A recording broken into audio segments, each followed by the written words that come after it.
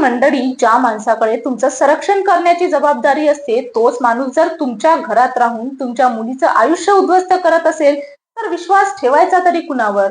एक 16 वर्षाची मुलगी, एक पोलीस कर्मचारी जो तिच्याच घरात भाड्याने राहत होता आणि एक 14 दिवसांचा मॅनहंट जे अजूनही संपलेलं नाही.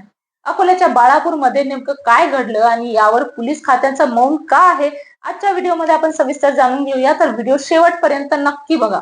नमस्कार, मी सपना. स्वागत आहे तुमचं बातमी या चॅनलमध्ये. चॅनलला सबस्क्राईब नसेल केलेलं तर नक्की करून घ्या.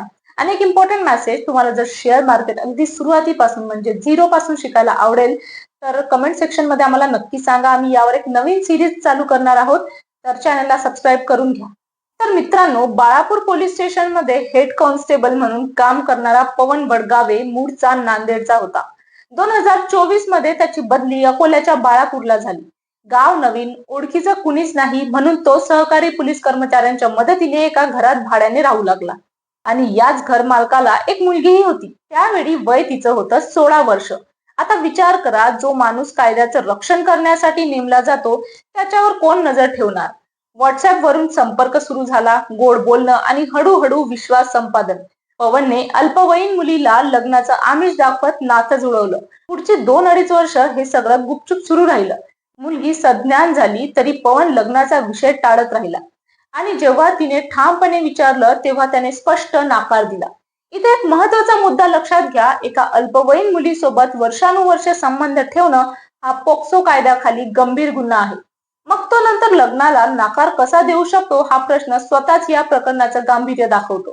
13 जून रोजी घरी कुणी नसताना मुलीने गळफास घेऊन आयुष्य संपवण्याचा प्रयत्न केला. आई वडिलांनी वेळेत तिला खाली उतरवलं, पण फासामुळे मेंदूला रक्त पुरवठा करणाऱ्या नसा तुटल्या होत्या. डॉक्टरांनी तिला कोमात असल्याचं जाहीर केलं. पुढचे 42 दिवस ती मृत्यूशी झुंज देत होती. आई वडिलांनी शोध घेतला, शाळेतल्या मैत्रिणी, शेजारी, कुणालाच काही माहिती नव्हतं. शेवटी तिचा मोबाईल अनलॉक केल्यावर वडगाव सोबतचं 2.5 वर्षाचं चॅटिंग समोर आलं आणि संपूर्ण सत्य उघड झालं. 12 जुलैला तक्रार देण्याआधीच पवन वडगावे सुट्टी टाकून फरार झाला. जणू त्याला आधीच सुगावा लागला होता. हा या केस मधला सर्वात संशयास्पद मुद्दा आहे. तक्रार त्याच पोलीस स्टेशन मध्ये द्यायची होती जिथे तो स्वतः काम करत होता. त्यामुळे नातेवाईकांनी थेट आरोप केला. पोलिसांनीच त्याला फरार होण्यास मदत केली. 25 जुलैला मुलीचा मृत्यू झाला आणि त्यानंतर बाळापूरमध्ये जनक्षोभ उसळला. रस्ता रोको, ठिय्या आंदोलन आणि शहरात मोठा पोलीस बंदोबस्त तैनात करावा लागला. आताच्या घडीला या प्रकरणात पवन वडगावे विरुद्ध पोक्सो कायद्यासह गंभीर कलमांखाली गुन्हा दाखल करण्यात आला आहे आणि त्याला पकडण्यासाठी सुमारे 40 पोलीस कर्मचाऱ्यांची विशेष पथकं शोध कार्यात गुंतली आहेत.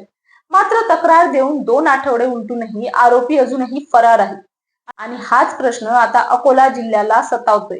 ही केस फक्त एका गुन्ह्याची नाही, ही केस व्यवस्थेवरच्या विश्वासाची आहे. जेव्हा गुन्हेगार खुद त्याच यंत्रणेचा भाग असतो जिच्याकडे न्याय मागायचा असतो, तेव्हा पीडितेला आणि तिच्या कुटुंबाला दुहेरी लढाई लढावी लागते. एक गुन्हेगाराशी आणि एक त्या यंत्रणेशी जी त्याला पाठीशी घालते की काय अशी शंका येते. तुम्हाला काय वाटतं? पोलीस खात्यातल्याच व्यक्तीवर आरोप असेल तर चौकशी स्वतंत्र यंत्रणेकडून व्हायला हवी का? कमेंट मध्ये तुमचं ओपिनियन नक्की सांगा आणि व्हिडिओ आवडला तर लाईक, शेअर आणि सबस्क्राईब करा.